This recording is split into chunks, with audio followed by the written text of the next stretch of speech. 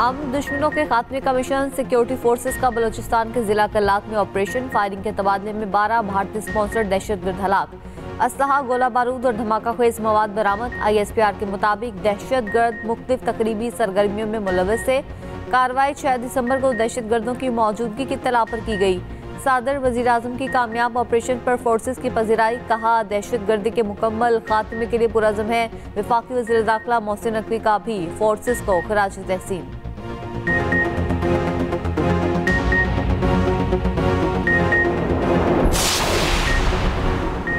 वज़ीर आज़म शहबाज शरीफ की पार्टी सदर नवाज शरीफ से मुलाकात। मुल्क की सियासी सूरत हाल पर तबादला ख्याल। नवाज शरीफ ने अहम सियासी उमूर के हवाले से गाइडलाइंस दी।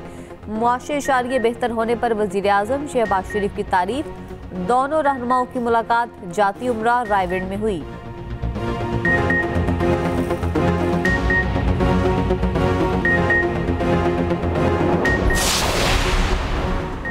पाकिस्तान के लिए IMF के एग्जीक्यूटिव बोर्ड का इजलास कल होगा। 1.2 अरब डॉलर कर्ज की मंजूरी का इम्कान। 8 से 14 दिसंबर तक मीटिंग का शेड्यूल जारी। एग्जीक्यूटिव बोर्ड पाकिस्तान के लिए स्टाफ लेवल मुआहदे का जायजा लेगा।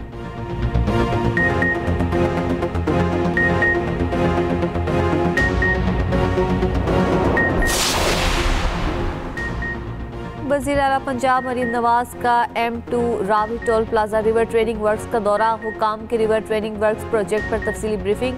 मरीम नवाज ने रूटा पैकेज 16 रिवर ट्रेनिंग वर्क्स पर काम का जायजा लिया। वज़ीर आला पंजाब की रावी सिटी में तरक्याती काम तेज करने की हिदायत।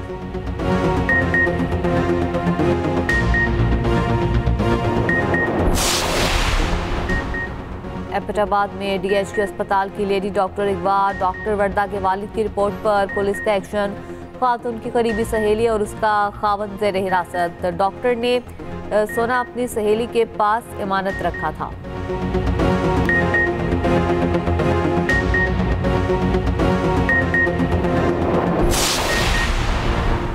चेयरमैन MKM पाकिस्तान खालिद मकबूल सदीकी का कहना है कि बाहर बैठे लोगों की बयानबाजी को फौरी रोका जाना चाहिए।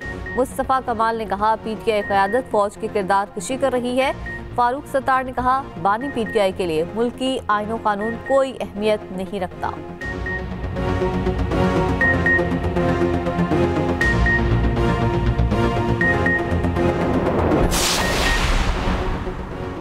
परफॉर्मेंस में हमारा मुकाबला किसी सूबे या शहर से नहीं, सिंध का मुकाबला पूरी दुनिया से है।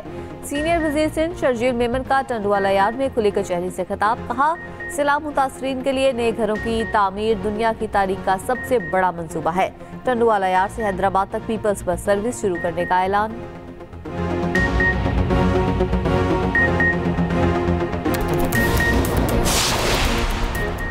मकामी नुमाइंदे होते हैं तो शहर में काम होता है। ओल्ड सिटी एरिया के लिए 50 करोड़ की लागत से एक और बड़ा प्रोजेक्ट ला रही है। मेयर कराची मुर्तज़ा वहाब का कहना है, ओल्ड सिटी एरिया शहर का दिल है। पीपल्स पार्टी की हुकूमत ने गली मोहल्लों को सहूलियात देकर अपना वादा पूरा कर दिया।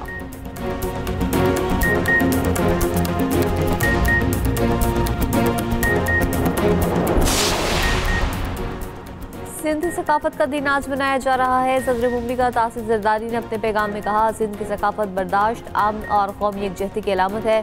चेयरमैन पीपल्स पार्टी बिलावल भुट्टो जरदारी कहते हैं, सिंधी सकाफत दुनिया की कदीम तहजीबों में से एक की वारिस है। वज़ीर आला सिंध मुराद अली शाह ने कहा कि हमने माजी को जिंदा रखा, यही सिंध की शान है।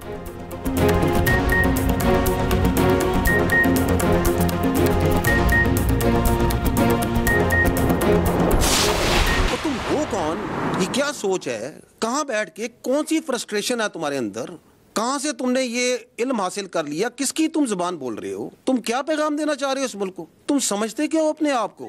इसको देखें, ये कितना इम्प्रेस है, जो एक नॉन गद्दार है इस मुल्क का, शेख मुजीबुर रहमान, उसकी अफकार से कितना मुतासिर है, बार बार उसको कोट करता है, उसकी मिसालें देता है। पाक फौज के साथ और रियासती इदारों पर मुल्क दुश्मन बयानिए के खिलाफ DG ISPR का गैर मुतज़लज़िल मौक़िफ़। लेफ्टिनेंट जनरल अहमद शरीफ चौधरी ने कहा, एक शख्स मुसलसल रियासती इदारों और अफवाज पाकिस्तान के खिलाफ दुश्मन कुव्वतों के मुफाद में प्रोपेगेंडा चला रहा है। इसकी गुफ्तगू में फ्रस्ट्रेशन, इश्ताल और ज़ाती नफरत वाज़ेह है। इसके ज़हनी रवैये गैर जिम्मेदाराना सियासत को जाहिर करता है। बार बार मुल्क दुश्मन शेख मुजीबुर रहमान को मिसाल बनाकर उसके अफकार को फ़रोग देता रहा।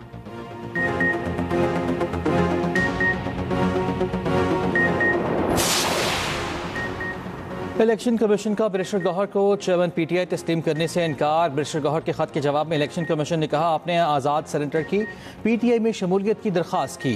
पीटीआई इंट्रा पार्टी इलेक्शन के ज़ेर अल्तवा है। लाहौर हाई कोर्ट से स्टे ऑर्डर पीटीआई ने ले रखा है। आपको बतौर चेयरमैन पीटीआई तस्लीम नहीं किया जा सकता। आपको कोई कानूनी हक हासिल नहीं।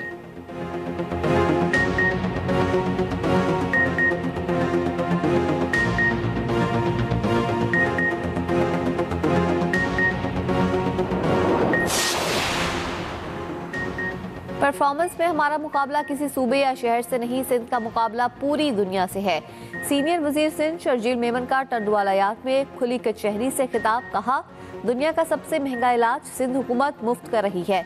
सैलाब मुतासरीन के लिए नए घरों की तामीर दुनिया की तारीख का सबसे बड़ा मंसूबा है। सिंध हुकूमत किसानों पर 56 अरब रुपए खर्च कर रही है। टंडवालायात से हैदराबाद तक पीपल्स बस सर्विस शुरू करने का ऐलान।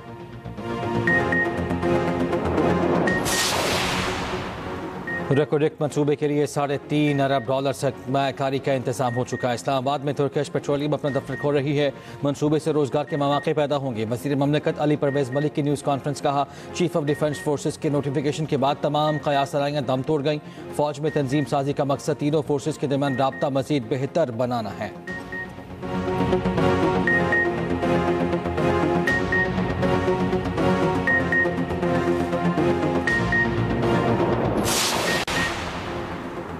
इसराइल के अमन मुआहदे के बावजूद गजा पर हमले जारी। सहूनी फौज ने मजीद 7 फलस्तीनियों को शहीद कर दिया। गजा जंगबंदी के बाद से अब तक 367 फलस्तीनी शहीद हो चुके। कतर और मिस्र का सूरत हाल पर तशवीश का इजहार, कहा जंगबंदी एक नाजुक मरहले में दाखिल हो चुकी है। गजा स्टेबलाइजेशन फोर्स की फौरी तैनाती नागुज़ीर है। दुनिया भर में निहत्ते फलस्तीनियों के साथ इजहार एकजहती के लिए मुजाहरे। बेल्जियम में सैकड़ों अफराद की फलस्तीनी झंडे उठाकर एहतजाजी रैली। जर्मनी की सड़कें भी फ्री फलस्तीन की आवाज़ों से गूंज उठी। बरतानिया में भी सैकड़ों तलबा यूनिवर्सिटी में जमा हुए। हुकूमत से इसराइल को असलहा फरोख्त करने पर पाबंदी का मुतालबा तल अवीव में। हमास इसराइल के खिलाफ हथियार फेंकने पर मशरूत तौर पर तैयार। सीनियर हमास रहनुमा खलील उल हैया का कहना है कि हथियार गजा का इंतजाम संभालने वाली फ़लस्तीनी अथॉरिटी के सुपुर्द करेंगे। इसराइल गजा पर कब्जा खत्म करे तो हथियार फेंक देंगे। हथियार कब्जे और जारियत की वजह से हैं। सरहदों की निगरानी और जंगबंदी यकीनी बनाने के लिए अक़वाम मुत्तहिदा की अफ़वाज की तैनाती कबूल करते हैं।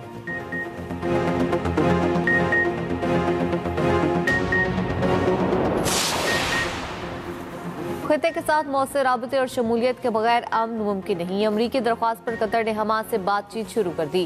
कतरी वज़ीर आज़म शेख मोहम्मद बिन अब्दुर्रहमान सानी का दोहा फोरम से खिताब, कहा गैर रियासती गिरोहों से बात नहीं करेंगे तो मसाइल का हल कैसे निकालेंगे। इसी राबते ने कई जंगबंदियों को मुमकिन बनाया है।